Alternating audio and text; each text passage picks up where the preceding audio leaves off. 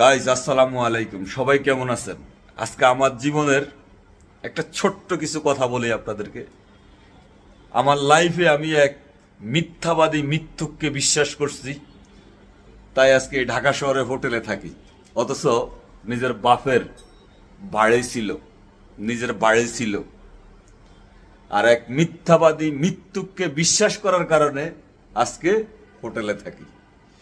যাই হোক, আলহামদুলিল্লাহ, আল্লাহর কাছে শুক্রিয়া। উনি হলেন রবি ভাই, আমার লাইফের অনেক রাজ সাক্ষী। এই সেই রবি ভাই, ওনার সাথে মালয়েশিয়া পরিচয়, সেইখান থেকে আমাদের সম্পর্ক। উনি আমার লাইফের রাজ সাক্ষী, আমার জীবনের অনেক কিছু জানে। কালকে রাত্রে সেই কথাগুলো উঠাইছে যে ভাই, যেটাই করি সেটাই হয় না, যেটাই করি সেটাই হয় না। সব কি হলো রবি বলেন, এরকম হলো জীবনের ইতিহাস। তো ভাই, যদি কাউকে অন্ধবিশ্বাস করতে হয়, একমাত্র আল্লাহকে অন্ধবিশ্বাস করবেন দুনিয়াতে, আর কাউকে পৃথিবীতে অন্ধবিশ্বাস করবেন না। একমাত্র অন্ধবিশ্বাস আল্লাহকে করবেন। আল্লাহ ছাড়া পৃথিবীতে কাউকে অন্ধবিশ্বাস করবেন না। সবাই ভালো থাকবেন, সুস্থ থাকবেন।